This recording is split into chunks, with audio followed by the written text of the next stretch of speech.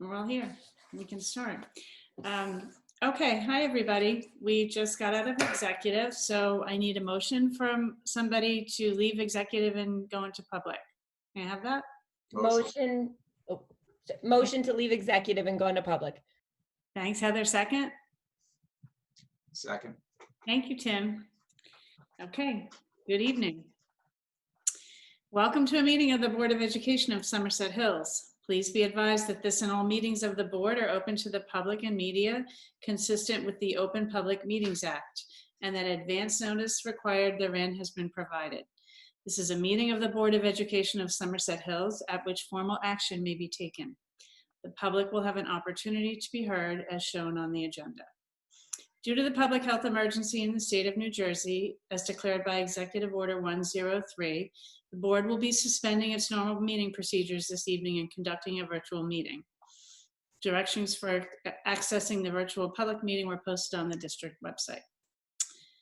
And I just want to comment that if we were not virtual, we probably would have canceled the meeting due to this now. So it's nice to see everybody. Roll call, Ginny? Mr. Baker? Here. Ms. Cooper? Here. Mrs. Frenda? Here. Mr. McDonald? Here. Ms. Nathans? Here. Mrs. Santoro? Here. Mrs. Tober? Here. Ms. Virtue? Here. Mrs. Rye? Here. Mrs. Lees? Here. Okay, please join me in the Pledge of Allegiance.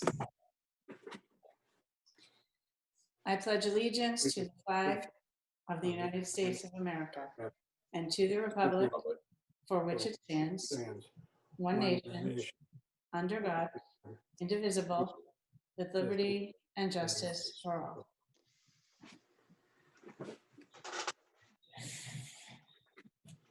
Okay. We already did the roll call. We'll have to do that again. Correspondence. We had this afternoon, we received 2 emails, one from Mr. McDonald, Vice President, board member, indicating that he will be resigning from the board effective this evening. Another email correspondence we received early evening was from Ms. Susie Stevenson regarding winter sports. Okay.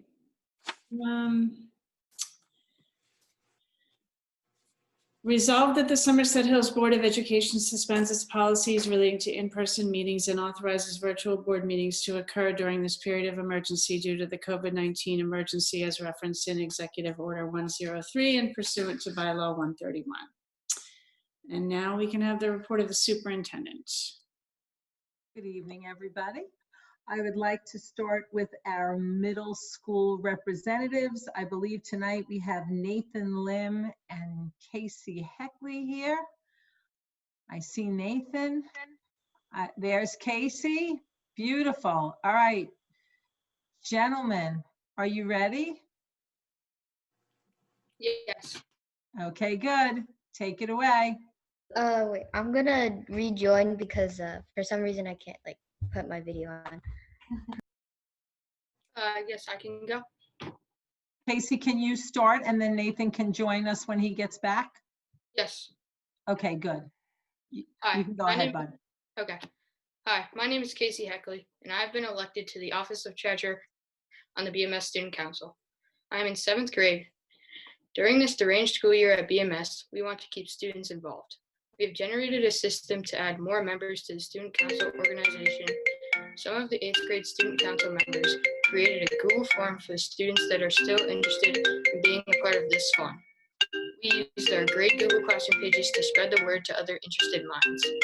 We hope to hold our general meeting in January. In addition to the Student Council, Hang on one sec, Casey, okay? Because somebody's phone is ringing and it's distracting me and I want to make sure that I can hear everything you're saying. Okay. All right. Can I ask you to do me a favor, if you don't mind? Can you go back to the deranged school year and then go from there? Yes. Okay, perfect. Thanks, buddy. During this deranged school year at BMS, we want to keep students involved. We have generated a system to add more members to the Student Council organization. Some of the 8th grade Student Council members created a Google form for students that are still interested in being a part of this forum. We used our great Google Classroom pages to spread the word to other student council, to other interested minds. We hope to hold our general meeting in January. In addition to the student council, we have a climate encouragement committee to organize events for all grades and staff members to participate in. Leading up to Thanksgiving, they created a virtual turkey trot. Each individual could either walk or run a 5K. To prove they completed the 3.1-mile exercise, they sent in a picture to Miss McGinn of their results in the span of 10 days. Each participant was entered into a raffle by house to win a Penguin ice cream gift card. The students found out about the winners by joining a video call to see the results live. The overall winner was the house Penn State. In the month of December, Penn State has been awarded to have their house flag up for the whole month. Thank you. Perfect. Thank you, Casey. And I appreciate your flexibility in going back and starting again. Nathan, I see that you're back. Are you ready to speak now? Yeah. Okay, you can take it away. Hello, my name is Nathan Lim, and I am in 7th grade, and I have been elected as secretary on the student council. Although this year has been tough for all of us, we still find new ideas to keep the school excited and interested. For example, we are hosting a Bulldog poster competition. This event is about making fun and creative posters to welcome students to 2021. The 3 categories the posters are judged on are funniest, most creative, and most inspirational. Participants will earn points for their house. Along with that, the school is having a coolest mask competition. Also, leading up to winter break, we are having a holiday spirit week starting on this Wednesday. Each will be a different holiday theme to dress up in. For example, holiday hats and headwear, flannel day, and BMS Spirit Day. One of these days is a pop-up event, meaning you don't know when house points will be awarded. Everyone should participate.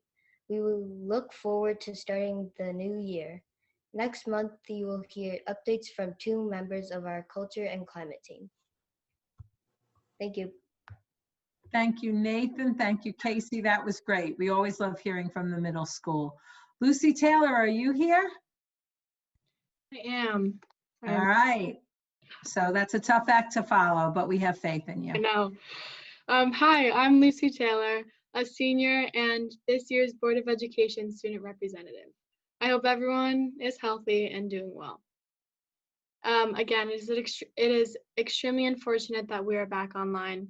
I know teachers and students alike are all wishing we could be in school right now, but we are all grateful for the precautions taken for our own safety. With Thanksgiving and transitioning back to online school, there has not been much action in our school community, yet there's still been some big achievements that I would like to share with you all. To start off, we ended our fall sports season with many successes. Our football team is the BCC Group 2 Team of the Year. Boys soccer team won state champions for the 2nd year in a row. And along with these achievements, numerous athletes in our school received some very high accolades, including 1st team and 2nd team all-conference and all-state. If I went through each individual, we would be here for a long time. So I wanted to congratulate every fall sport team and athlete for such successful seasons and the hard work put into making this year really one to remember. Last week, Miss Dooley, one of our guidance counselors, was awarded Educator of the Year. Congratulations and thank you for all you have done for students. The Berners Yearbook staff just won the All Diamond ranking from the Garden State Scholastic Press Association for the 2020 yearbook, which is huge. Congratulations to Ms. Hunkley, Ms. O'Brien, and staff that has helped make that happen. That is really cool. This week started Holiday Spirit Week, where each day you wear a different themed outfit for Zoom calls up until break. Tomorrow is a snow day, but Friday wear blue for Hanukkah, Monday wear red for holiday and school spirit, Tuesday wear your favorite flannel, and Wednesday is silly sweater and mask day. Be sure to participate, it'll be really fun. Seniors have officially begun hearing back from colleges, and we are all extremely excited for the next couple weeks and college decisions. It's a big time. So finally, I just wanted to mention how I know opinions on hybrid learning are extremely varied. I wanted to say that I, along with many of my peers and friends that I've talked to, really began to enjoy coming into school, even if it was just twice or if we were lucky 3 times a week.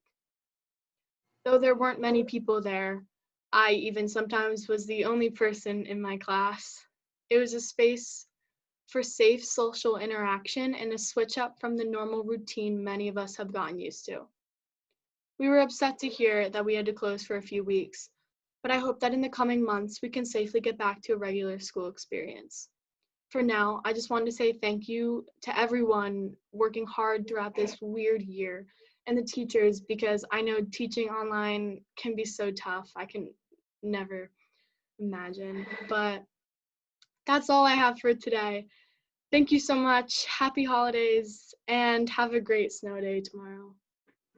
Thank you, Lucy, and thanks for talking about the Educator of the Year. We certainly will be having those people to a meeting soon to honor our Educators of the Year at all 3 schools. I personally appreciate your honest sharing of your thoughts around what hybrid learning kind of feels like. And know that, you know, we are every day doing our best to get everybody safely back, because I think we all have the same goal, right? To have it be back to what used to feel normal and maybe we took for granted, but we want it. So thank you for that. Thank you for that. We have something this evening that we haven't often had before. I'm going to share the report of the superintendent with the board. We have felt that over the course of the last year, perhaps, and maybe even beyond that, that when it comes to teachers' retirements, there's this sense that perhaps there are ways to honor teachers that we weren't leveraging as well as we might. So I'm going to turn things over to the Board of Education so that they can recognize our recent retirees.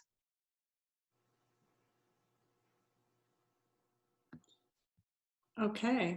Heather, you want to start that? Yeah, Nicole, do you guys want to just go in order that, or of the table? I'm sorry, I don't recall who was first on that table. I mean, I'd be happy to go first. I think Paul, do you want me to go first? Sure. Sure, okay. The Somerset Hills Board of Education would like to recognize Cindy Matero for her distinguished service to our school district.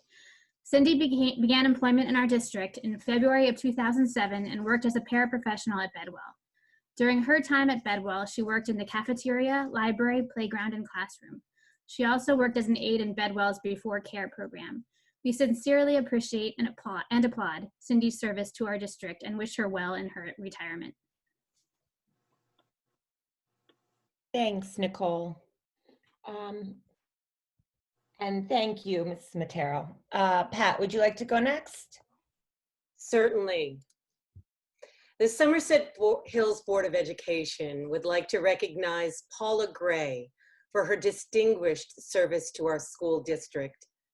Ms. Gray began employment in our district on September 1st, 2001, and taught mathematics at Bernards High School. Specific courses include AP and BC Calc and almost all other math courses. Ms. Gray has also participated in extracurricular activities by supervising student council. We sincerely appreciate and applaud Ms. Gray's service to our district and wish her well in her retirement.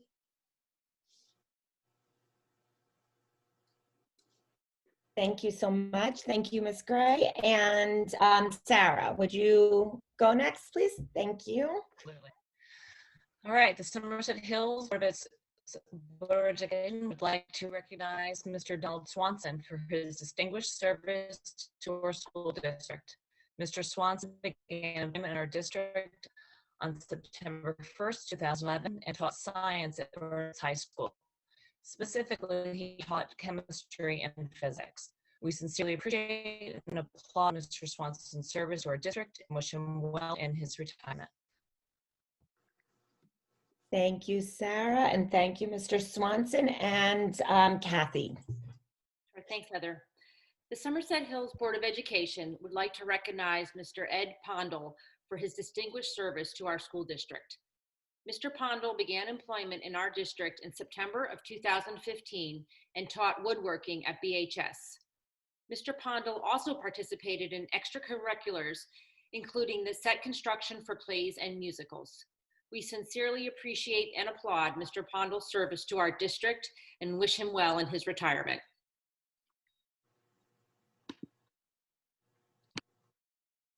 I think everybody should have a round of There applause, you go. because if we were in real, we would be clapping. That is true. That is We would be true. clapping. Yeah. Thank you all. Thank you. Not quite the same as being in person, but No. All will be sorely missed, and we were a better district for having their service. So thank you, one and all. A change of topic completely. I've asked Mrs. Butler this evening to talk to the board and the public to just give us a little update on COVID from the vantage of the processes that we engage in at school as cases come to our attention, and what informs our decision making around school closures. I know that Lucy said it so eloquently, you know, we fought so hard to open school, and we've really tried hard to hold on and keep things open.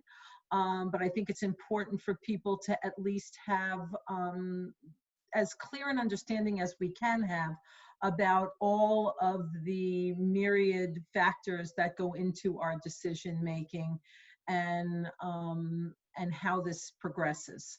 So Mrs. Butler, without further ado, I thank you. Hey, hi everyone. As I was getting tonight's presentation ready, I was reminded of my first administrative position here in Somerset Hills. As some of you might remember, I was the assistant principal at Bedwell, and one aspect of my job that I liked a little bit less than others was having to call home when someone had been naughty. You know, it's not a call that anyone really wants. The reason I was thinking of that was also nobody really wants to call about COVID or about contact tracing. So I will try to make tonight as brief as I can, and I can promise that no one's in trouble. So usually I like to start with that. The other thing that I would be remiss if I were not to start this meeting with, if we were in person, I would want to start with a standing ovation for the school nurses. What they have done since, actually even before school started with regard to COVID, is nothing less than outstanding. And I owe them so much appreciation and respect. So if any of you are out there, if any of our nurses are out there, this is for you. Jason, I think, is going to, oh, good. Thanks, Jason.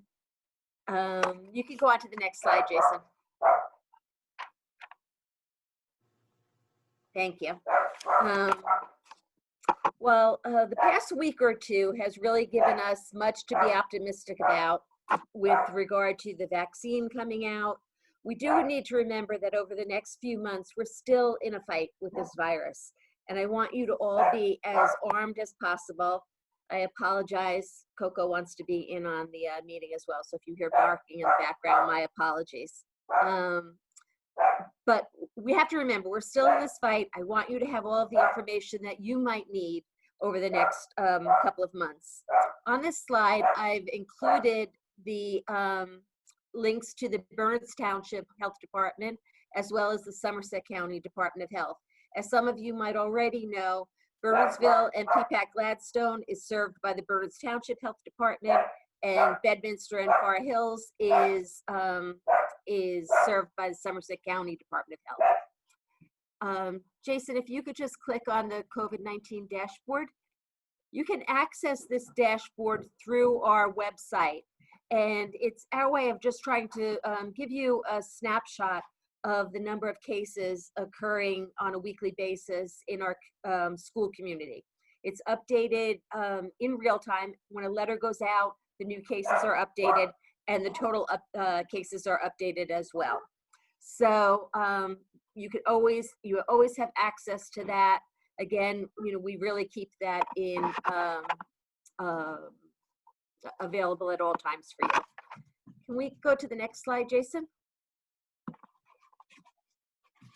We're also going to be looking at a few slides from the State Department of Health, which you can also easily access if you like. They have a COVID-19 regional risk matrix, which provides us and all districts with health recommendations. None of the decisions we make are made in isolation. We work very closely with the health departments as well as our school physician, all of whom I would like to give a shout out to as well. They've been amazing. The tone of our partnership with the school physician and the health departments was really set before school started because they spent the Sunday and Monday of Labor Day weekend with us, helping guide us through our first cases of COVID at the high school. And it was with their guidance and expertise that we decided to go remote for those first 2 weeks. Next slide, please. When we talk about the regional risk matrix, it's important to know what region we are in. We, along with Hunterdon and Mercer County, are considered to be the Central West region. Next slide. And it's a little bit difficult to see on this slide. So Jason, if you could just click onto the COVID-19, thank you. And you can access this as well if you want. It's part of a site from the New Jersey Department of Health. As you can see, this gives us a lot of information about the guidance that the health department uses with regard to closures and the protocols for contact tracing, which are responsive to the risk levels we are at. We are currently in the orange high-risk zone.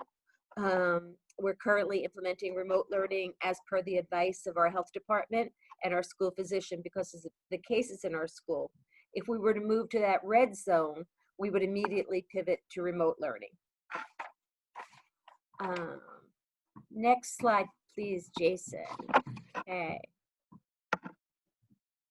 The state health department also has a COVID-19 exclusion table, which delineates exclusion criteria for staff, students, and close contacts.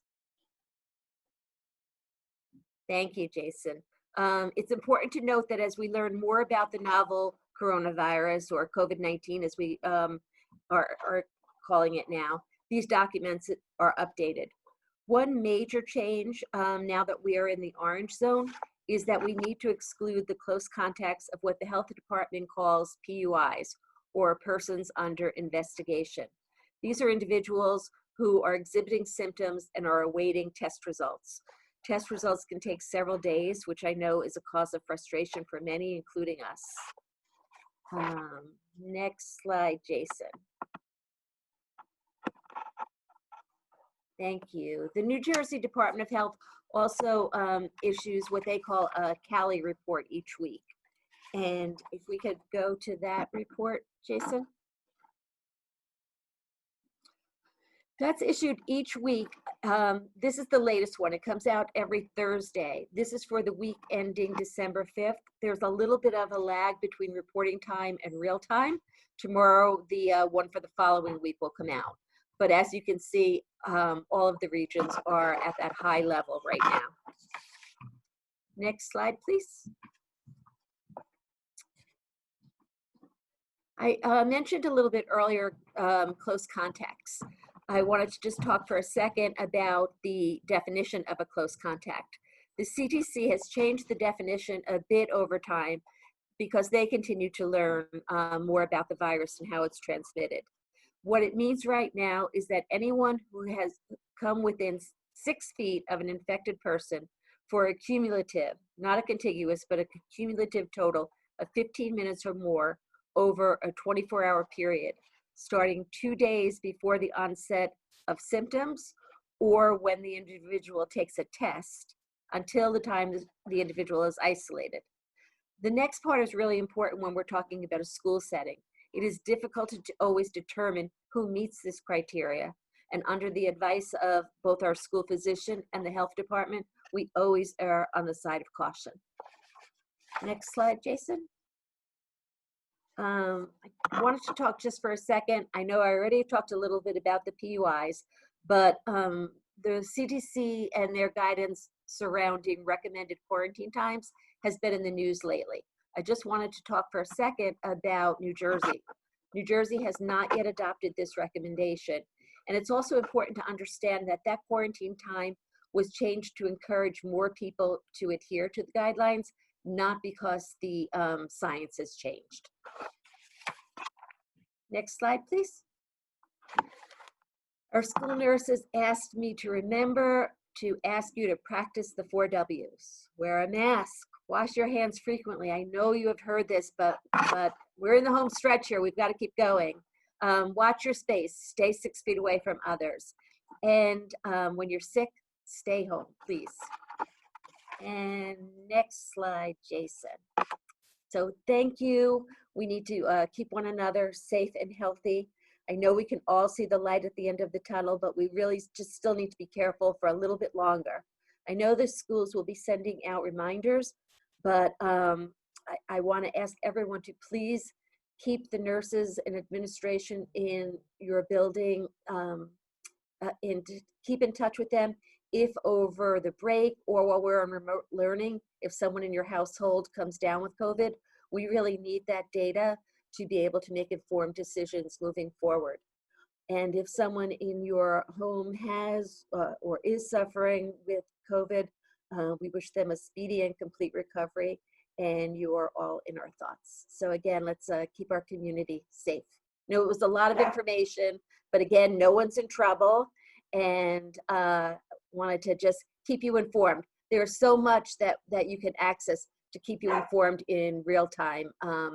And you know, if you want to, our nurses have been incredible. I don't want to give them more phone calls, but they are very responsive and amazing if you call with any questions. And Coco apologizes from the bottom of her furry heart for disrupting the meeting. She will be spoken to. She is in trouble. You are not, but she is. As is my husband, who is out shoveling and not watching her. Oh, thank you, Colleen. You're so funny. I appreciate all of the information that you condensed into sort of a manageable portion. I hope that the takeaways are that we're looking at guidance that is provided to us in writing from the Department of Health that references data that should speak to the current state of affairs in terms of the, you know, what color are we, but we're not processing those things in isolation. We are, we're talking to our district physician and the health officers on, very frequently, saying a daily basis. It's yes. Probably multiple times a day, because we want to make sure that we are interpreting things as carefully as we can, always remembering that, you know, I'm going to go back to Lucy Taylor, because we're trying to keep school open. That is our goal. And we just want to make sure that we are doing that thoughtfully and carefully. Our guidance will continue to evolve. I think the orange in that chart and the changing in terms of how we process any individual who might have symptoms, and the fact that we then are charged with contact tracing for for any of those PUIs is certainly a big change that we've seen recently. The lag time in that data is also something that is hard for us, because the fact that right now we're looking at data that's time-stamped December 5th, waiting for the December 12th data to come out tomorrow, means that sometimes we can't rely on that in the same way that we might if it was more timely. And that's the reason that these conversations with health officials are so important, because they're really focused on the trends in all of this, and they can kind of help us see, well, does orange mean we're okay to stay open, or does orange mean that we need to move to fully remote? Which certainly when we did that last week was, there was no question about their advice in terms of the decision making. Certainly, if anybody ever has any questions, feel free to reach out to me or to Colleen. We want to make sure that the community and the board knows that we're doing everything we can to stay open, to have kids in school, but to do it as safely as we possibly can. One thing that we should be aware of, and I will be communicating out by the end of this week, we know that we're asking the community to keep us informed when people are exhibiting symptoms or have tested positive during the break. And we know that we cannot expect our school nurses to be processing that data during their winter break. That's a non-negotiable.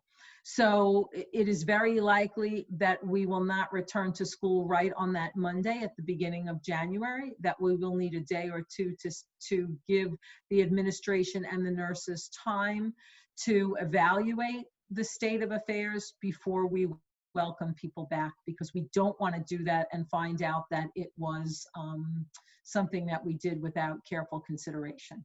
So that will all be ironed out and be made public before the end of the week. That would conclude the report of the superintendent for this evening. Thank you, Dr. Dempsey. I would just like to add the board thanks the nurses for all of their incredible efforts. And for members of the public, if you're a parent and you receive a call from a nurse, just please be mindful that they are making these calls tactfully and with patience and kindness, and just a lot of patience, and offering answers to questions. And nobody wants to get that call, but if you do, remember, nobody wants to make the call, and that's something that they need to be doing, and we appreciate all their work. So thank you for that. Hear, hear. Okay, now we can move on to the approval of minutes. Can I please have a motion to approve the minutes from the November 30th board meeting? Jamie, Yes. we didn't have the public comments. You're right, I skipped Backup that. one. I made my own comment, look at that. Okay. We very much welcome input from the public. Public comments are welcome at this time on any agenda item. Towards the end of the meeting, there is a second public forum on any topic. Please state your name and address. Comments are limited to 3 minutes, but an individual may speak a second time after all others who wish to speak on the topic have been heard. Please understand that our public forums are not structured as question and answer sessions, but are offered as opportunities to share your thoughts with the board. In instances where the board feels there is a misunderstanding or inaccuracy, the board president or superintendent may address the comment. In accordance with New Jersey statute, the board will not discuss matters regarding specific personnel. Public comments will be limited to 30 minutes. If you would like to speak, please type your name in the chat and I will call on you. Thank you for your input. So, do we have any public comments on actionable agenda items? I see Lynn Weltler. Hi, Lynn. Hi, can you hear me now? Yep. Awesome. Lynn Weltler, Shea President. And I wanted to speak to what was just talked about by Ms. Butler and Dr. Dempsey. Early in October, I suggested to the district to consider going fully virtual for the 2 weeks after Thanksgiving. The rationale was simple. Thanksgiving is a time when families reconnect. This year, more than ever, many people felt this was needed. Unfortunately, these gatherings create a surge in COVID cases. Shea's attempt was twofold: keep people safe and allow for continued hybrid learning. I was told that would be considered. For the next 6 weeks in Shea's meetings with administration, which work quite often, I would bring up this request again. Each time it was met with the statement that it would be considered. Fast forward to the week of December 7th. In the 2 weeks after Thanksgiving, the positive COVID cases within the district rose exponentially. Bedwell had 2, the middle school had 8, and the high school had 11. As a result, following Bedwell's lead, the rest of the district had to go fully remote. This week, the high school has another 4 positive cases, and when I checked just before this meeting, another case was reported at Bedwell. I bring up the history of this issue since we as educators tell our students that we must look at history to ensure that we can avoid repeating mistakes. It appears that the district has been on the wrong side of history, and if we do not take action, we will repeat these errors in judgment. Dr. Fauci has stated numerous times that the darkest period in COVID history is yet to come. While Thanksgiving saw a surge of cases, the week after New Year's will prove to be more devastating due to the prolonged holiday that is accompanied by parties and travel. In order to keep people safe, the district really needs to plan for 2 weeks of fully remote learning after New Year's. Please discuss this tonight.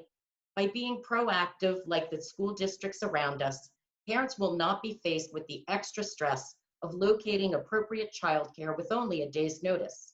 Let's learn from our most recent history. We need to be proactive rather than reactive. This will ensure that we can remain in hybrid learning safely and for an extended period of time. Thank you. Thank you, Lynn. I see Pamela Sarand. Creerand. Oh, that's okay. Hi, my name is Pamela Creeran, and I'm a paraprofessional at the Bernardsville Middle School. I live in Bedminster. On Tuesday, December 8th, I had a direct contact with a person who at Bernardsville Middle School had tested positive for COVID. I was asked at that time to quarantine for 14 days. That 14 days is going to take me to December 23rd. You know, my friend had just been admitted to the Calvary Hospital in the Bronx. And if you know anything about the Calvary Hospital, it's like the Hotel California. You check in and you never check out. And that Saturday, I was supposed to go visit him, and I couldn't. And you know what? It's just so sad. And I know of 7 other staff members who had to quarantine who was with that person. And I'm sure there was more. And you know, these people, they couldn't celebrate Hanukkah. They can't even shop for their children's Christmas because we have to quarantine to the 23rd. And I just hope that you would consider keeping school virtual for some time after the new year, because I know that there will be more cases and that this won't happen to us again. Thank you. Thank you, Pamela. I see Mr. Thurlow. Nice topic. Hi, good evening, everybody. I'm a graduate of Berners, Alan Thurlow, 5 Louise Lane, Gladstone. I teach tech and design at Bedwell. I'm an assistant coach of the Berners High School boys soccer team, state champs, go Berners. I'm also a parent of a first grader at Bedwell, who I'm trying to put to bed. There he is. Okay, go to bed. Some say I'm a lifer here. Sorry, Burnsville, you're stuck with me. Since March, the teachers and staff in this school have gone above and beyond to meet the needs of their students.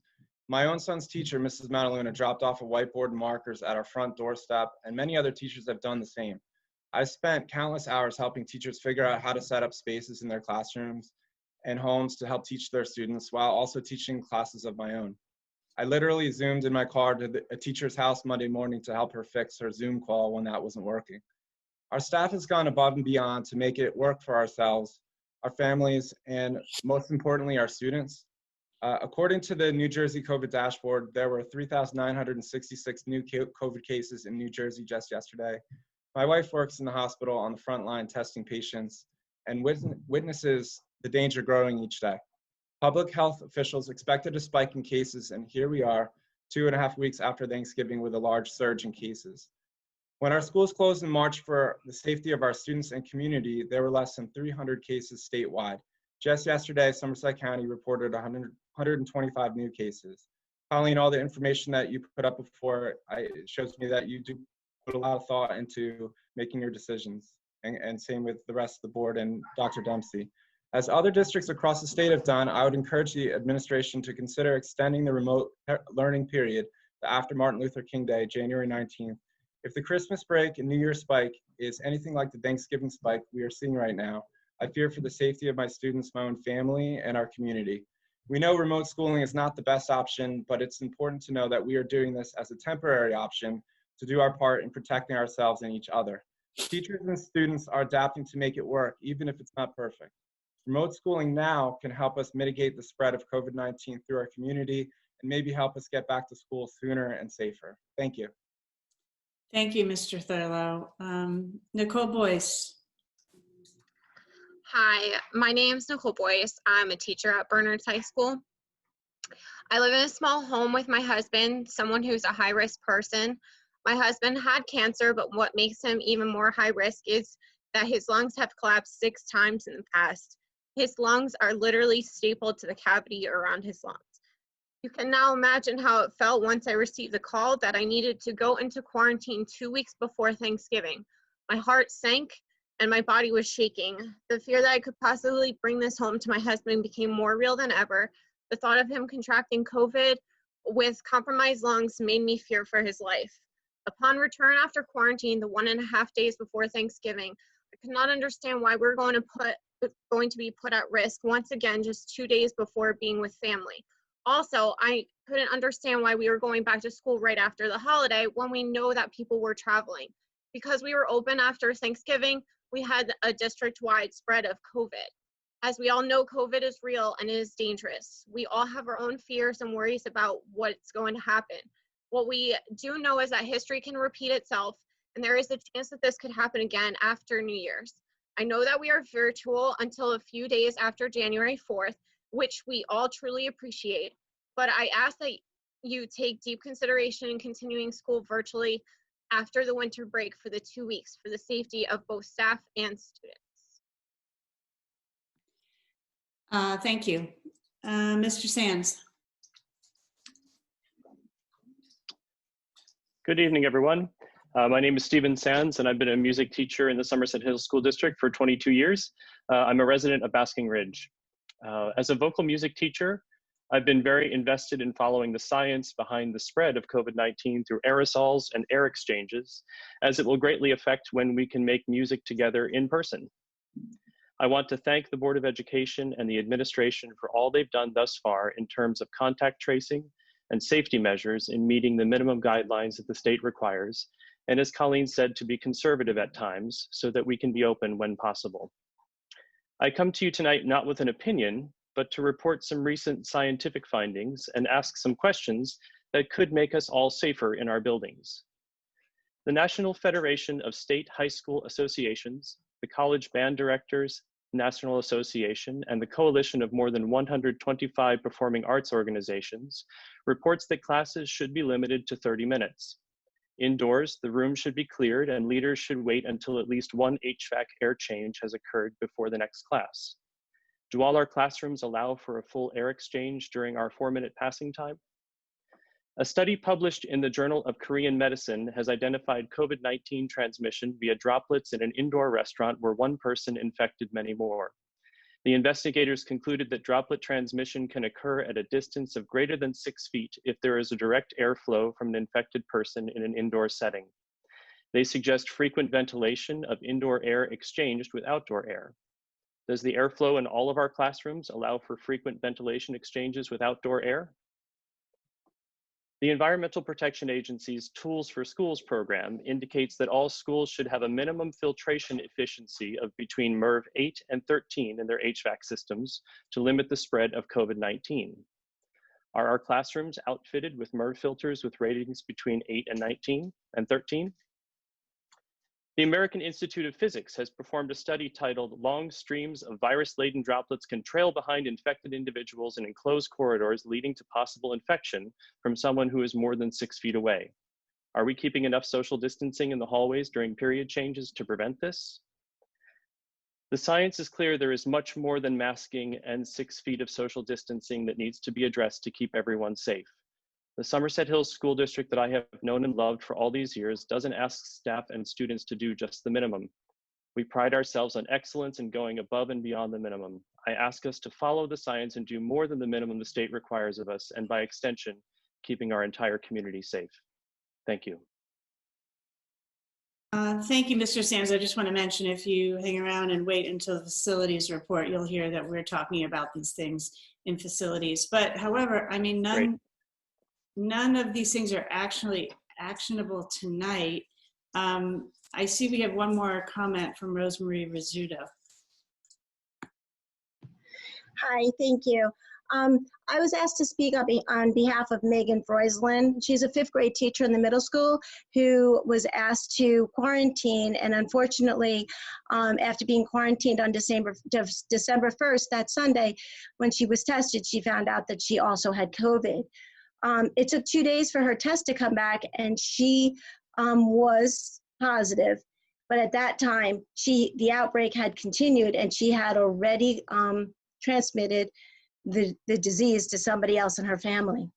Megan needed to quarantine or isolate for, alone, leaving her 15-year-old daughter, and her husband needed to also quarantine, taking time away from his business. This, Megan continued to teach during when, even though she was tested positive and had some excruciating headaches.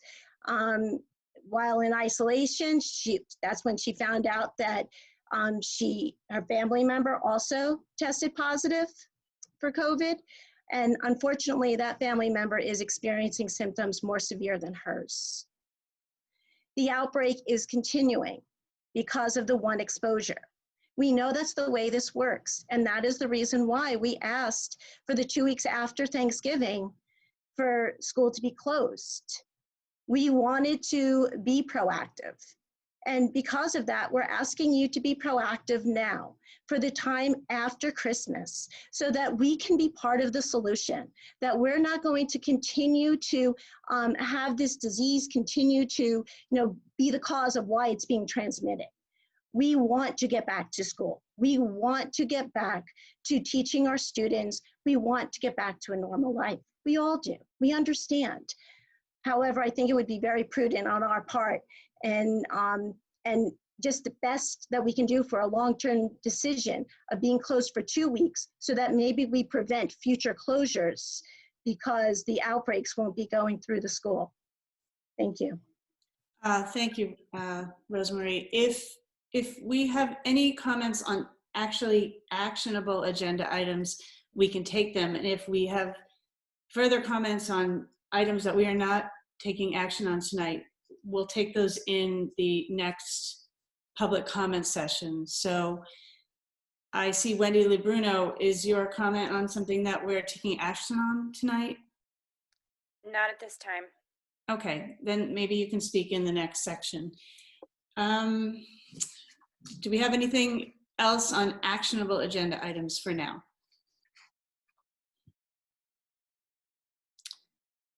Okay, if we do not, I would like to have a motion to approve the minutes from the November 30th meeting, please. I'm moved. Thank you, Janice. And a second? That was Pat. Oh, that was Pat. I see Janice on there. Did you second, Janice? It was both of us, so I'll second it. Okay, thank you. All right. Okay, for now we can move into the finance report from Bob. Wait 1 second. We have to. Oh, we got to vote on the. Yep, roll call. Sorry. Right. Sorry. Okay, Mr. Baker, Yes. Ms. Cooper, Yes. Mrs. Frenda, Yes. Mr. McDonald, Yes. Ms. Nathans, Yes. Mrs. Santoro, Yes. Mrs. Tober, Yes. Ms. Virtue, Yes. Mrs. Rye, Yes. Mrs. Lees. Yes, sorry for that. I think the snow pounding on my windows is getting all out of sorts here. That's okay, motion carries. Okay, Bob, finance, please. Okay, the Finance Committee met last Wednesday, December the 9th, for about 45 minutes. All members were in attendance, along with Mrs. Butler and Mrs. DeMarco. We talked about 6 different items, so I'll go through those and give a summary. We talked about the the substitute pay rate for the nurses at Bedwell. There was confusion in the payroll system we found on giving them a higher daily rate than what was approved years ago. And that was because we changed the teacher substitute rates, but back a couple of years ago at Bedwell to attract more teachers, but the intent was not to change the nurses' rate. So we've corrected that in the payroll software. And even though we paid a few people a little too much money, we decided not to claw that back because it wasn't a lot of money to begin with, and it happened a while ago. So we fixed that going forward. So that was that item.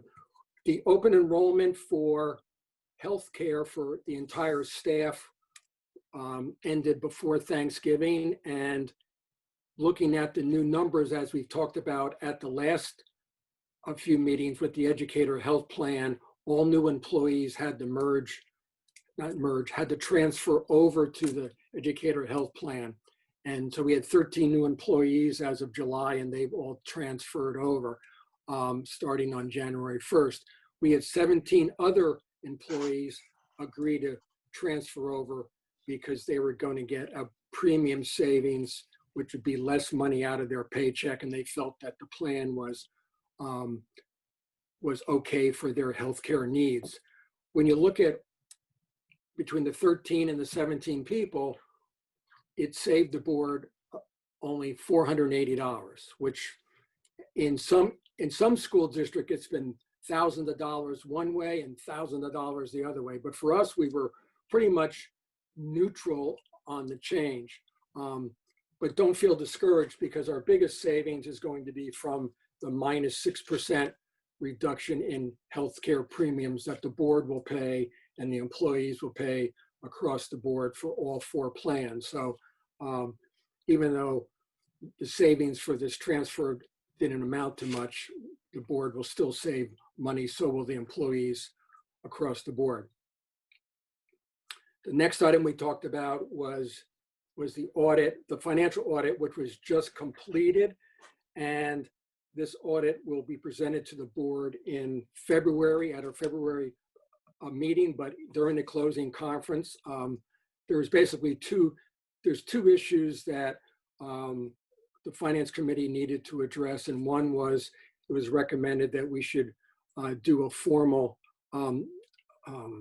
retagging of all our fixed assets. Fixed assets are like trucks and computers and boilers and things like that, and you put a tag on them and you scan them, and we have an inventory. So we need to do that, and we haven't done a full actual in-person fixed assets inventory for years. So we're gonna redo that, and we're gonna hire a company who will do that starting next year.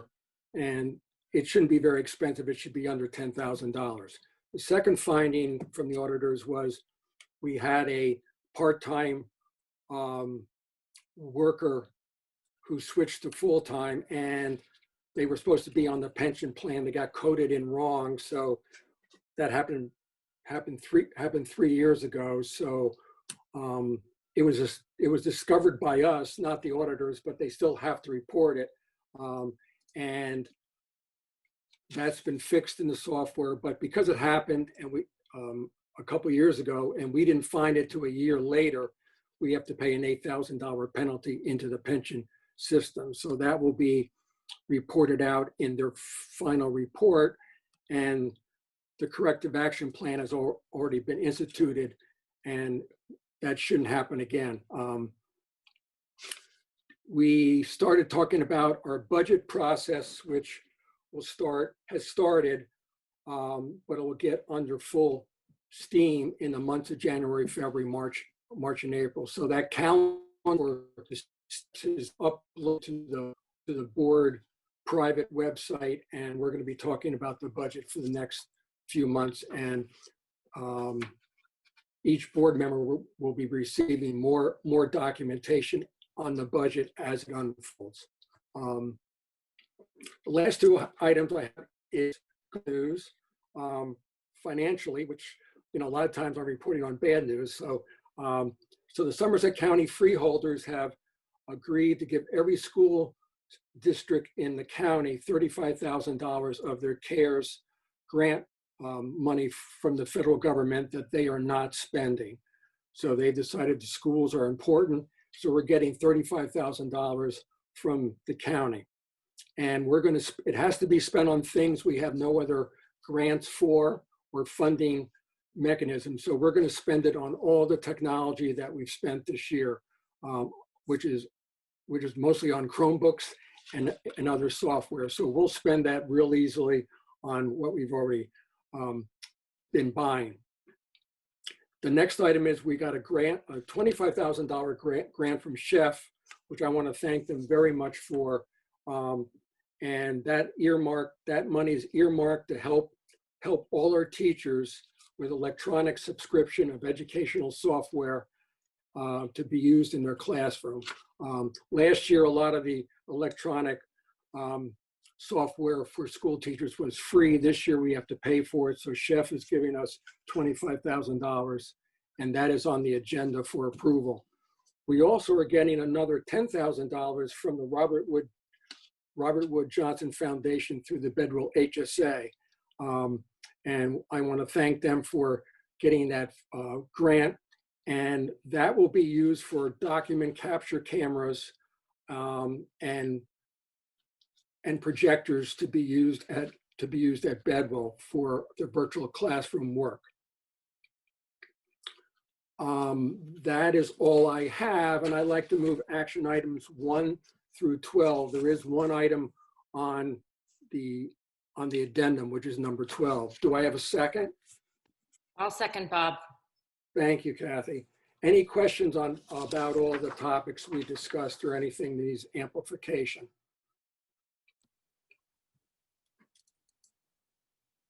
Okay, seeing none, we will do a roll call on those 12 items. Okay, Mr. Baker, Yes. Ms. Cooper, Yes. Mrs. Frenda, Yes. Mr. McDonald, Yes. Ms. Nathans, Yes. Mrs. Santoro, Yes. Mrs. Tover, Yes. Ms. Virtue, Yes. Mrs. Rye, Yes. and Mrs. Lees. Yes. Motion carries. Okay, Bob, facilities. Okay, the Facilities and Operation Committee met last Wednesday for about 45 minutes also, and everybody was present, along with Mrs. Butler and Mrs. DeMarco and Doug Lucas, the Director of Facilities. We talked about 3 topics. The first one is about the possibility of installing bipolar ionization systems in our HVAC systems throughout the school, which is HVAC systems are what exchanges the air throughout the room. Either it heats it or cools it, and we have them in all buildings. These ionization detectors have been around for a long time. They're used in pharmaceutical plants. They're used out in various clean rooms and hospitals. And what it does, the ionization makes the particles that are sucked out of the room going toward the filter, whether it's a MERV 8 or a 13, and I think our filters are in that range, if I recall. It makes the particles bigger, so when they get to the filter, they stick to it. And what it does, it will take out viruses, molds, and other large particles and pathogens where normally a filter can't do that because the particles are real small. So we currently have $30,000 of extra CARES grant money that we haven't spent, and we need to spend it by the end of the year. So we talked about installing these ionization detectors, not detectors, the units throughout as many of the HVAC systems that would do for the $30,000. So, so Mr. Lucas is going to meet with some vendors and see what how many we could do, and the cost is probably $500 to $600 per filter, and we can install them generally ourselves. So we'll have more on that to come. hopefully we can do that. And I do know that's can probably work in most areas. Some areas, like the Alcott building, it may not work because the HVAC systems are not really a duct system, but in all three school buildings, they probably can be done in most places. The second item we discussed was our telephone system throughout all four buildings. It's very old. Some parts are now getting impossible to find. If we had to replace a phone set, those models are not made anymore. All the lines are copper, and we had several failures, and it's caused phone failures way too much. So we're exploring the change over to voice over internet protocol, which we're using right now. As we Zoom, we're using voice over internet right now. So it does work very nicely, and we have fiber optic between all the buildings, and we're going to look at the cost of that. So if we made the conversion, it would be in the summer months, because we have to rip all the phones out, put the new phones in, and put all the equipment in all four buildings. But I think since our phone system goes back so far, it seems to be like a good project for the summer. So we'll have more on that in the next few months. And the last item that we talked about was the technology department. As you know, we've approved a third-party vendor to do a lot of supervision of the management and watching our servers and our software and reviewing everything. And so far in the last month, I'm glad to report everything's working perfectly. They're very happy. And we feel everything is working well right now with this third-party consultant. And that's all I have. And I don't have any action items tonight, but I will take questions if anybody has any. I don't have a question, but I just want to make a comment that I'm happy about the possibility of installing the ionization detectors. I'm happy we're looking into it, and hopefully we can afford it. Thank you. I think it's going to be great, Janice. They're not, they're not hard to install, and it takes work. So it can't be done overnight. If we can do it between now and the end of the school year, that would make sense. That would be great. And you know what? It's good for not just what we're going through now with COVID, but it does mold too. It does. Yes, everything, all kinds of bacteria and viruses, etc. So thank you for checking into it. Okay, good. And thanks for explaining it so well, Bob. You're welcome. And thanks to Doug for all his research. Anybody have any more comments on facilities report? Okay, if not, we're going to move into curriculum. Janice, please. Okay, so we had the curriculum meeting on Tuesday, December 8th, and all of the committee members were in attendance. My copy updated the committee on the start dates and BOE approval dates for winter sports. Most dates were pushed back upon the recommendation of NJSIAA. Next, the committee recommended the approval of all virtual professional development requests. After that, Susan Fisher provided our committee with a comprehensive presentation of our K-8 English Language Arts curriculum.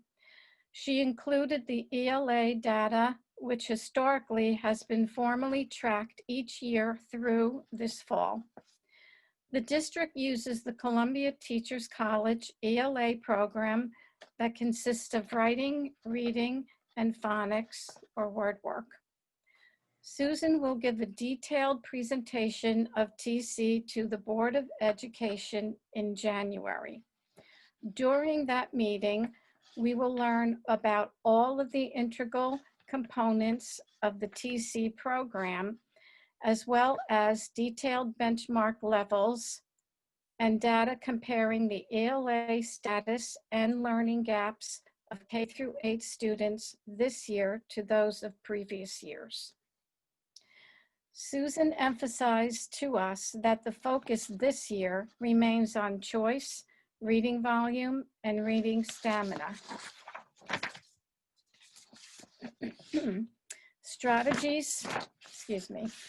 Strategies to facilitate ELA learning include encouraging children to read book series, which will increase the likelihood of continuous reading.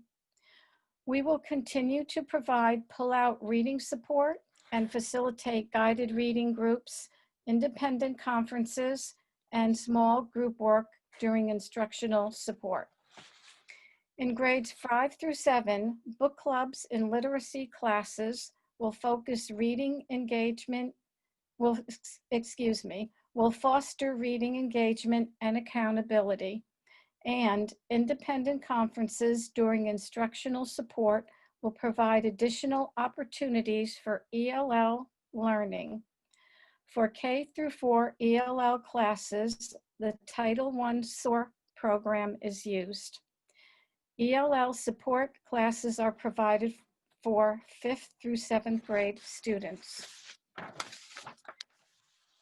Key instructional practices include differentiation of instruction to meet individual students' needs and the use of both physical and digital texts and both digital writing and paper and pencil notebooks.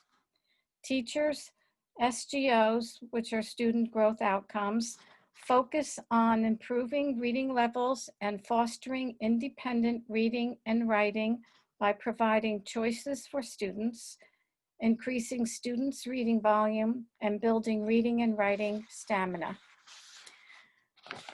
And for information, the last item on the agenda was the conversation regarding planning for increasing in-person instruction at the appropriate time.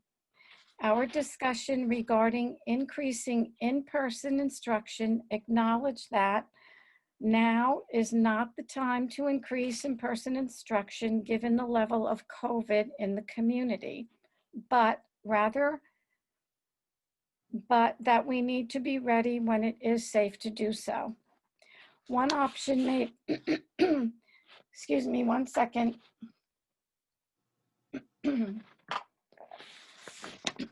One option may be to increase time spent in school rather than increase the number of students in the school.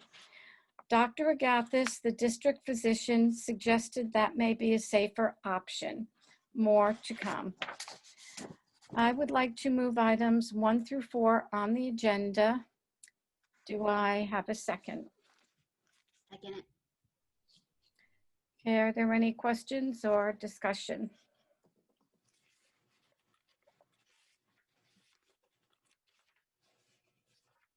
Okay, Mr. Baker, Yes. Ms. Cooper, Yes. Mrs. Frenda, Yes. Mr. McDonald, Yes. Ms. Nathans, Yes. Mrs. Santoro, Yes. Mrs. Tober, Yes. Ms. Virtue, Yes. Mrs. Rye, Yes. Mrs. Lees. Yes. Motion carries. Okay, thank you. Heather, personnel. Okay. Hi, everyone. Personnel and Policy met on December 8th for about 2 hours, and Dr. Nigel joined us in our policy discussion. And all other administration, Dr. Dempsey, Mrs. Butler, and committee members were present as well.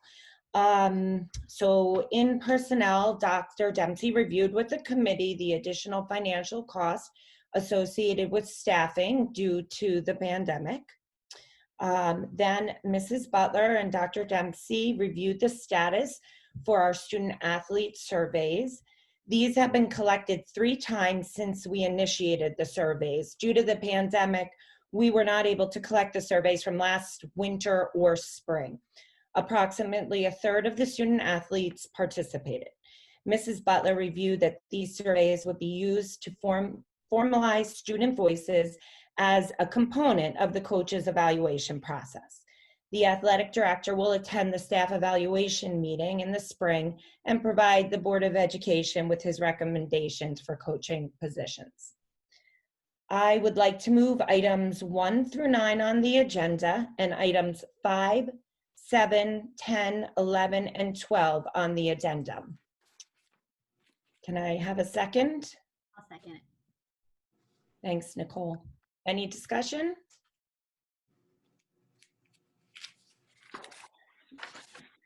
Okay, Mr. Baker, Yes.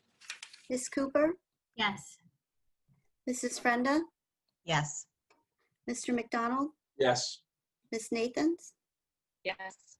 Mrs. Santoro, Yes. Mrs. Tober, Yes. Ms. Virtue, Yes. Mrs. Rye, Yes. Mrs. Lees. Yes. Motion carries. Okay. Policy, Heather? Okay, policy. So as I said, Dr. Nigel met with the committee to discuss our policy on early graduation. This is a policy that will need to be reviewed once our administration has had an opportunity to assess and evaluate their current thinking around how we recognize graduating students. Dr. Dempsey, Dr. Nigel, and Mrs. Butler will undertake this work, and then the committee will update and change the policy as required. The committee discussed policy 7510, use of school facilities, which we've discussed frequently over the last year internally in our district. We now received a Strauss-Esme alert on it. So what we did was we are going to incorporate the mandated language into our existing policy, and then we will continue to work on mapping the policy and regulations to the Strauss-Esme alert and make any changes as appropriate. But this reading is in first, this policy is in first reading this evening. Then the committee reviewed policy 0164.6, remote public board meetings during a declared emergency, which was just released by Strauss-Esme. We noted that we've been conducting our meetings according to the principles in this policy really since the beginning of the pandemic. We needed to make an adjustment to our meeting to allow for public comments to be submitted through email when we notify of our public meetings. And so we're going to make that change, and this policy is in first reading this evening. So the policies in first reading this evening are policy 7510, use of school facilities, policy 8420, emergency and crisis situations, policy 8561, procurement procedures for school nutrition programs, and policy 0164.6, remote public board meetings during a declared emergency.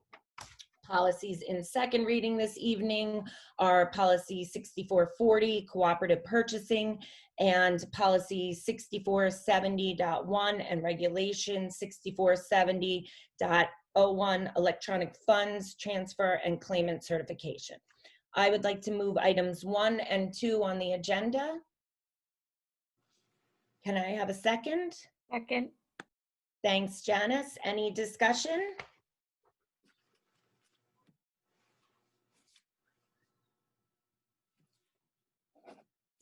No? Okay. Mr. Baker, Yes. Ms. Cooper, Yes. Mrs. Frenda, Yes. Mr. McDonald, Yes. Ms. Nathans, Yes. Mrs. Santoro, Yes. Mrs. Tober, Yes. Ms. Virtue, Sorry, yes.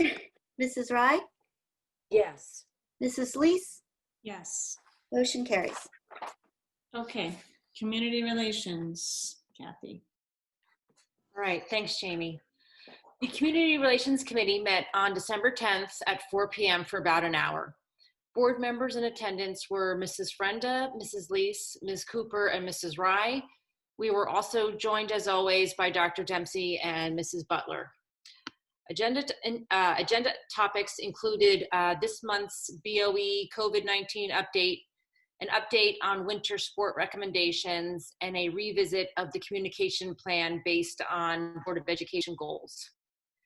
Mrs. Butler kicked off our meeting by providing the committee with a preview of the informative COVID-19 update that was presented here this evening. Dr. Dempsey then shared with the committee a revised draft plan for winter athletics as outlined earlier by Ms. Virtue in her curriculum report. And then lastly, in light of a recent discussion the board had around goals, the committee revisited the communication plan that was initially discussed back in June, and that was put on hold due to the COVID-related planning. So during our meeting, the 4 key elements of the initial plan were reviewed again.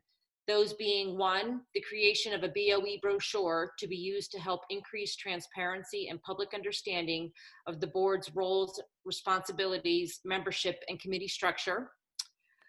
Secondly, we reviewed the proposed BOE tidbits that would appear in the Friday folders underscoring key committee highlights. Thirdly, we reviewed the concept of a BOE headlines, which would be highlights of the public meeting made quickly available to the public.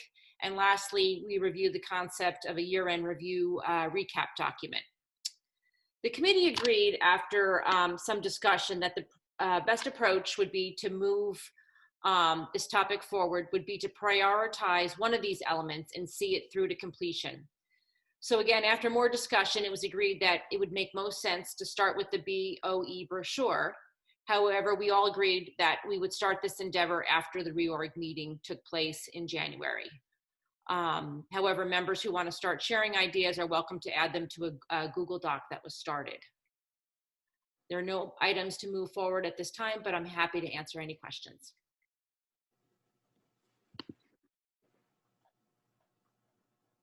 All right, thank you.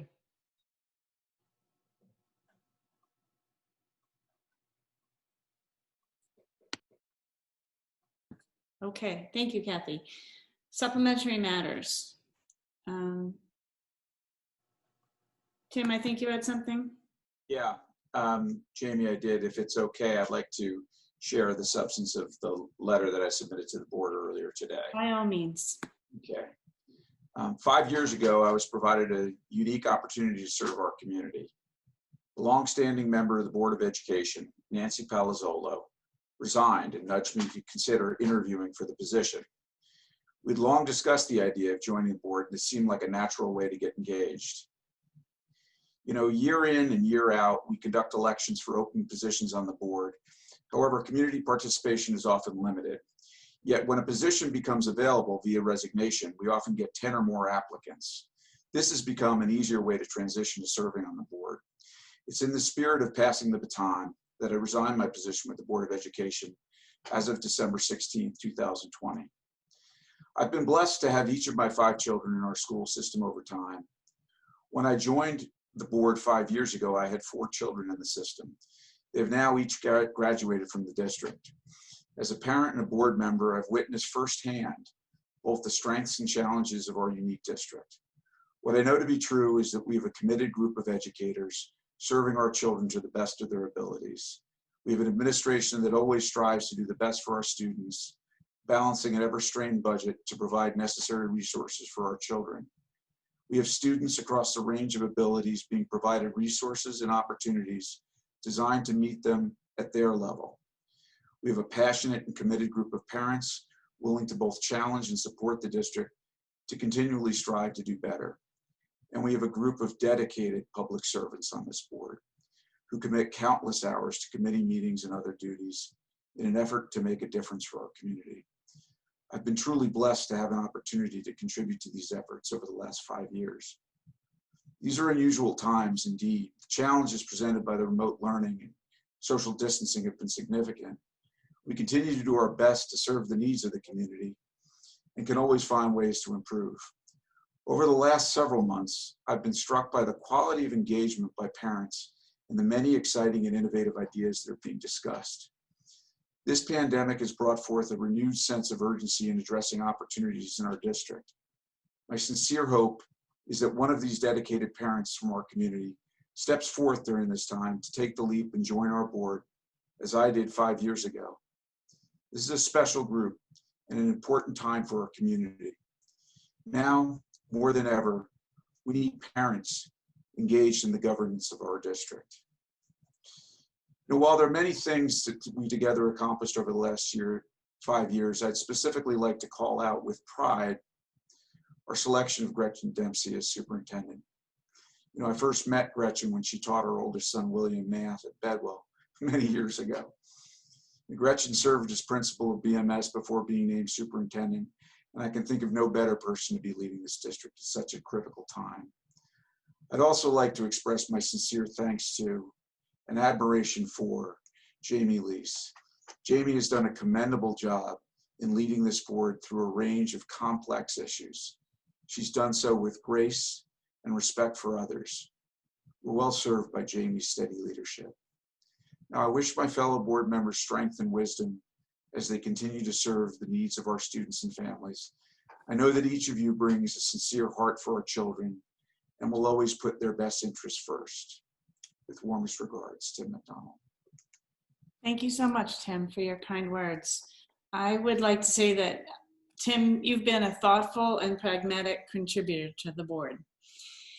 I want to thank you for helping over the last 5 years move several key initiatives forward, and a lot of times being that extra nudge that we needed. And I'm grateful for that. I've enjoyed working with you, and I thank you for your service to the district and the community and wish you well in your endeavors.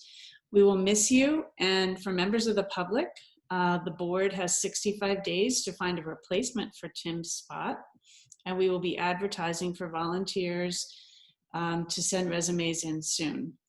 Feel free to reach out to any board member if you have questions about serving in this capacity. We'll all be happy to share our thoughts with you if you have any questions about what the commitment is and what's required. Thanks so much, Tim. We'll miss you. Thank you, Jamie. Thank you. All the best, Tim. It won't be the same without you. Appreciate that. I do, while I have the temporary floor, I don't mean to be favoring anyone, but I do want to give my sincere thanks to Bob Baker, who is really a selfless public servant. The time he spends in this board and in other community activities is impressive. He's ever present. He serves with integrity and hard work. He has an encyclopedic sort of memory and understanding of the financial structure and issues of this district. And I have been, over 5 years, deeply impressed by his commitment. And I just want to express my gratitude for the opportunity to serve with Bob Baker. Tim, thank you very much. I've enjoyed serving with you. One of the great things about being on the Board of Education, we meet people we would never have met before. I mean, you and I never met before this, so it's a wonderful experience, and thank you so much. And thank you for those kind comments. I really appreciate it. Thank you very much. Welcome up. It definitely is true. It's a group of people who might not have ever crossed paths, and we all come from completely different backgrounds and with different things to offer and different skill sets, and that's why it works so well, because you get to hear from people from different corners, and this has really been it's a great experience. So I agree. We have any other comments for supplementary matters from the board? Okay, if we do not, then we have time for public comments on any non-agenda item at this time. I know we had Wendy LeBruno in the chat earlier. If you would like to speak, Wendy, now's the time.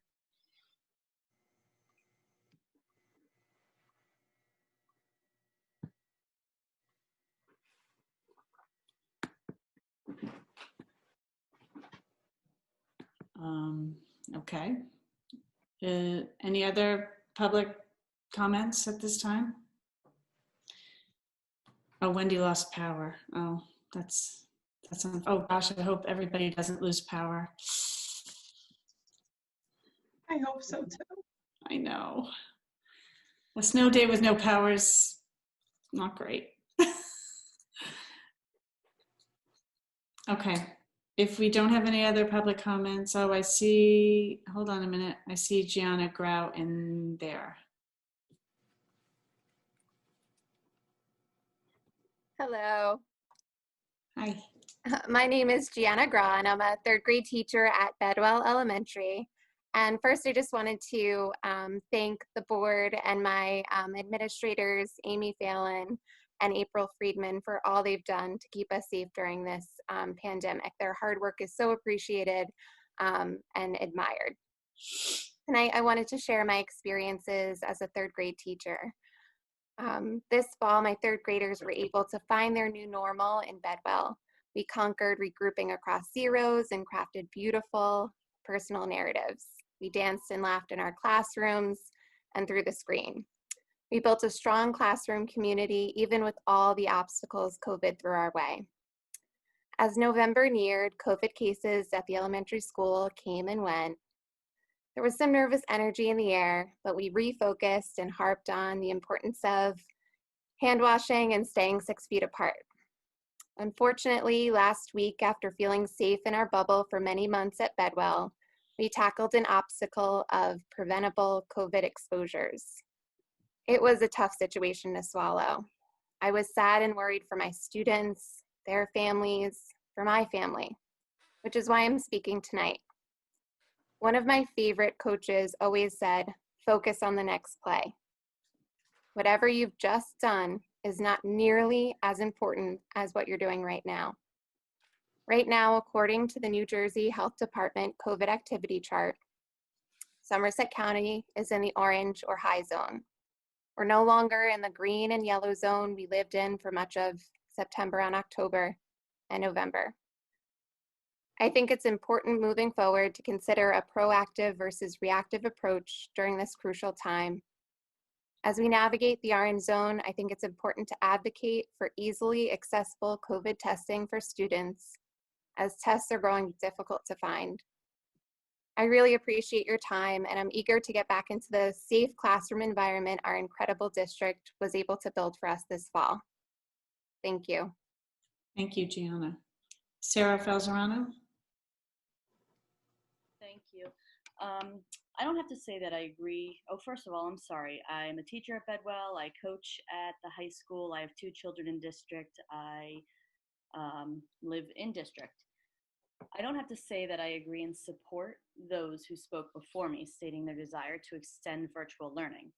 And we appreciate Dr. Dempsey the few days after the 4th that we will return to possible in-person learning. However, I'm here to encourage the decision to be a proactive decision and to do the least amount of disruption as possible. With over 50% of our students coming from double income families, last minute decisions are really troublesome. Just as we as school community, which is parents, teachers, staff, board, everybody, we're all here together and we appreciate the advance notice, just as we appreciate the advance notice of tomorrow's school day. Thank you. We need the same advance notice for the decision to continue or not continue hybrid or virtual learning. We know that virtual is not ideal, but hybrid is not always better. Let's be real, neither one of them are at the top of the list for best practices of education. But the disruption that it causes within a classroom to suddenly go from hybrid to virtual is alarming. It is so much better to be able to have advance notice so we can make some lemonade out of lemons that we have, especially if it means more time in school later on in the spring to keep our cases of COVID at bay. Thank you. Any other comments from the public? Am I hearing from Jeff Falzerano now? Yes, you are. Thank you. Okay. And I want to first applaud Tim McDonald. I appreciate all that you've done for our Board of Ed and for our school district. I'm actually going to speak on a little bit of a different level. And as you know me and my passion, not only for my students in class, but my passion for my sports, I'm here to speak a little bit on that behalf. I'm a little concerned when I'm looking at what has been approved in regards to winter sports and consequently spring sports, where I believe this evening ice hockey was approved. I think ski team is approved. We have yet to approve our winter sport programs, and the NJSIA has permitted us, and I'm not a winter sport coach, but has permitted our coaches to begin virtual training this past Monday, the 14th. Not having those coaches with a contract puts them in a very difficult circumstance with getting in contact with their athletes and doing things with their athletes. Similarly, when we speak of spring sports, we realize that everything is pushed back, but I've spoken on this before, that we all spend a great deal of time training and conferencing with our athletes to help them get ready for our seasons. Not having a contract lends to us not having that opportunity for liability reasons, even if it's virtually. And that is a huge problem for our kids, because this is a huge piece of their social and emotional aspect of their lives. We see what it did for our fall athletes, what wonderful seasons they had, what wonderful interactions they had, and just the way it changed their whole perspective with being back in school, whether it be hybrid or virtually. We need to make use of this time as soon as possible. The more time that we waste and not getting us contracts, it is lost time that we can never find again. I encourage you to really consider this and allow our coaches to get more involved with the kids that they want to be involved with regularly. We are all here as coaches to help. We are all here to guide them and prepare them. And I fear what this winter is going to bring, because this winter is going to be horrendous already with the aspects of the pandemic. And we know that it brings on certain elements of depression when we're all locked in indoors. We need to help our kids. Please help us by getting us contracts sooner. Thank you. Thank you. I see Susie Stevenson. Hi, Jamie. Thank you. Sorry, Wendy. Let's go to Susie first. Okay, thank you. Yeah. Hi, Jamie. As was mentioned early in the meeting, I sent a letter today to Mr. Hoppy, Dr. Nigel, Dr. Dempsey, and I tried to send it to you, but I didn't have the correct email address, so I apologize that you didn't get it. To quickly reiterate what Mr. Falzerano said, the gist of my email was to question why our winter sports coaches are not allowed to hold Zoom meetings, why they are not allowed to post optional workouts. I understand. I had looked at the agenda. I'm just curious as to why only ice hockey and ski team have been approved and not the rest of the coaches. The coaches are clearly willing to step up and do this. We have seniors that are missing out on a lot of things to begin with, and this is one of the few little things they can have that would allow them to be engaged in school for all the kids. As Mr. Falzerano said, the kids are struggling. Depression rates for teenagers are an all-time high, and I would ask the board and the administration to reconsider the position that they have taken that does not allow the winter sports coaches to have contact with their players, with their student athletes, and allow these seasons to start on December 14th as was allowed by the state. So, and just for the record, I'm not speaking as the Bedminster Board of Education president. I'm speaking as a parent of 2 high school students who participate in winter sports. So just for the record. Thank you so much, Jamie. Have a great night. And I would also like to say, I get how difficult this is for the administrators and the administration and the Board of Education, maybe more so than a lot of the parents that are sitting here listening just because of my position on the Board of Education. And so I really do appreciate everything that you're doing. I would just ask that you consider the impact that not having winter sports is having on the students. Thank you. Thank you. Just for anyone here, the board is following the guidance from our athletic director, who is completely on top of everything that NJSIAA is doing, and we're following his recommendations on timing, and we will continue to do that. The ski racing team was approved first by the state, and that that actually was approved on the board agenda before they pushed the timing back. And then tonight, ice hockey was on the agenda, and we have every intention of having as many activities that we can for the kids as soon as we can do so. So just to let you know, that's how we're proceeding. I see Wendy LeBruno is back. You got power back? Hi, no, I'm in my car and it's cold. Oh. So thank you so much for coming back to me. I appreciate it. My goodness. Thank you for calling off school tomorrow. We've got about 5 inches over here and no power, so thanks very much for that.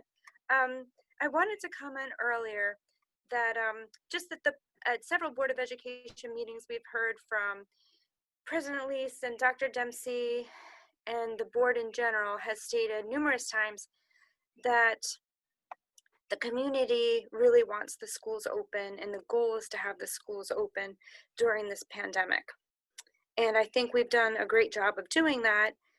But I also think that we need to keep in mind that parents have the options to keep their children home to learn virtually. And some of them do. And everyone does what's best for them to reduce exposure to COVID. And parents in the community that have students that are more at risk for contracting COVID, I'm sure, with chronic illnesses and whatnot, and immunosuppression treatments, keep their children home. I think it's just important to remind the community that the staff and faculty of the Somerset Hills School District don't have that option. I don't know if the community knows that or not, but I think it's important that they do know. Thank you for your time. Thank you for your comment. Would anyone else like to speak tonight? Do we all need to get out there for shoveling? Okay. Seeing no further comments, I'd like a motion to adjourn. Who wants to do that tonight? Come on, Tim. Come on, Tim. No, that's Bob's. He's got the hat. He's got everything. I want to I'm say not Merry gonna take that Christmas, away. There he everybody. is. Everybody, I wish you could all have a happy Christmas. It's going to be weird, but I hope to see everybody at our next board meeting on January the 6th at 6 o'clock. And hopefully these next few weeks will be enjoyable for everybody. Thank you. And I make a motion to adjourn. Can we have a second? Second. Second. Happy holidays, everybody. Thanks, everybody. Enjoy. Happy holidays. Take care.